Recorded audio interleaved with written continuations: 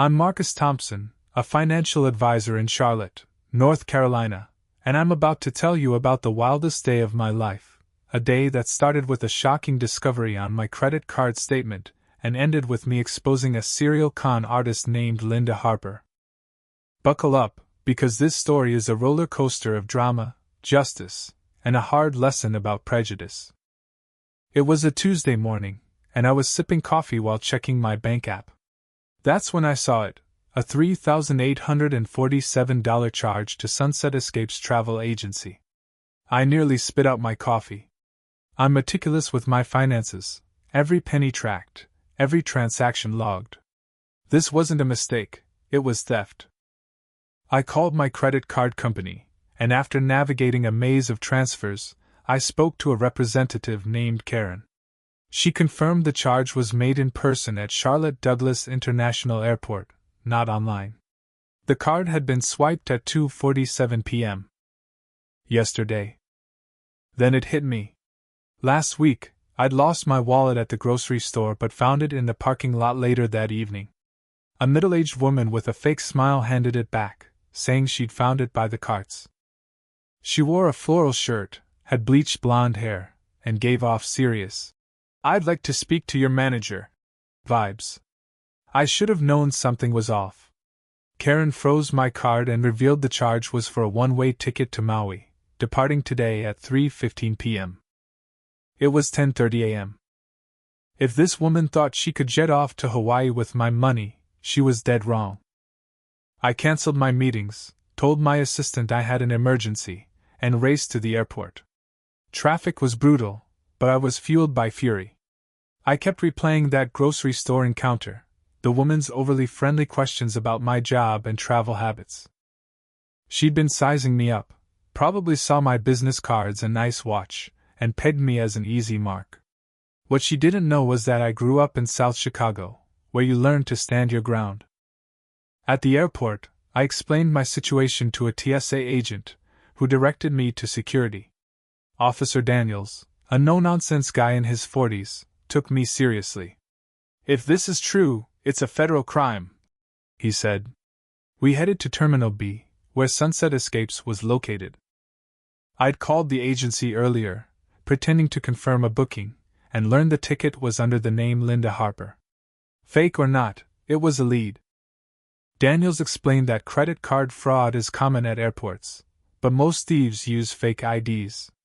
Linda had used my card directly, which was either bold or stupid.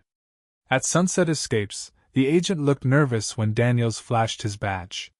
"She paid cash for the rest after the card," he stammered. "She's probably at Gate 27, Terminal C." It was 12:45 p.m., and Terminal C was a 15-minute hike through a crowded airport. We moved fast, Daniels calling for backup. Gate 27 was packed with vacationers in tropical gear. Then I saw her, floral shirt, beige shorts, sun hat, and a smug grin as she bragged to another passenger about her well-deserved getaway. Linda Harper, radiating entitlement. "That's her," I whispered to Daniels. He signaled his team, warning me that things could escalate if she felt cornered. Daniels approached. "Ma'am, I'm Officer Daniels with Airport Security. Can we speak for a moment?" Linda's smile vanished, replaced by panic, then indignation. "What's this about? I've done nothing wrong." When Daniels mentioned credit card fraud, she pointed at me and shouted, "This is racial profiling. Just because I'm a white woman doesn't mean I'm a criminal." Heads turned, phones came out. She was putting on a show. Daniels stayed calm. "Ma'am, we have information about fraudulent charges. Please show us your ID." Linda's performance escalated. "I know my rights." "This is harassment." Then she made a fatal mistake. She grabbed her bag and bolted for the jet bridge, thinking she could board and escape. I was a track star in college. I caught her in seconds, gently grabbing her arm. That's when she unleashed chaos. Linda screamed, "He's attacking me! This black man is trying to hurt me." She threw herself backward over her luggage, clutching her leg and wailing. The gate erupted, passengers scattered, kids cried, And I stood there, the victim, being treated like a thug. Linda pointed at me, tears streaming. He knocked me down.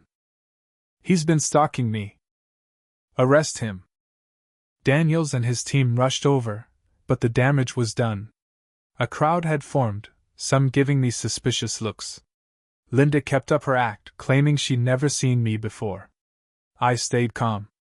Check the cameras, I said. Her eyes flickered with fear, but she doubled down. Cameras can be misleading. He's a criminal targeting travelers. Detective Laura Bennett arrived, a sharp-eyed woman who saw through the nonsense. She separated us, taking me to a security office while Linda demanded my arrest. Bennett had already spoken to my credit card company and reviewed my fraud report. Tell me what happened at the gate, she said. I explained everything, finding the charge, tracking Linda to the airport, stopping her from boarding. I never pushed her. She fell on purpose. Bennett nodded. We're reviewing the footage. Gate 27 has clear cameras. Meanwhile, Daniels shared that Linda was demanding a lawyer and threatening lawsuits, claiming her husband was a big-shot attorney. Then Bennett returned with a tablet. You'll want to see this. The footage showed Linda's panic when Daniels approached, her false accusations, and her deliberate fall. It also showed me stopping her without force. But there was more. Earlier footage caught Linda at Sunset Escapes, nervously completing the transaction, then making a 10-minute call from a payphone. We're tracing it, Bennett said. They also checked the grocery store's cameras, which showed Linda following me, rifling through my wallet, and approaching me with a calculated smile. This wasn't a random theft, it was premeditated. Bennett dropped another bombshell. Linda Harper was her real name, and she'd been running this scam for 3 years, targeting well-dressed black men. She'd steal their card info, use it for fraud, and cry racism when caught. Her sister, Emily Harper, was her accomplice, scouting targets and providing alibis. Their husband, James Harper, a disgraced attorney, coached them on dodging charges. They'd hit 5 states, defrauding dozens for hundreds of thousands. Linda's arrest was just the start. The FBI took over, charging her with credit card fraud, identity theft, false reporting, and hate crimes for targeting black men and using racial stereotypes to escape justice. Emily got 4 years, James, disbarred, got 3. In court, Judge Patricia Coleman, a black woman, didn't hold back. Your crimes exploited racial prejudice for profit, she told Linda. You targeted victims by race, then used false accusations to evade accountability.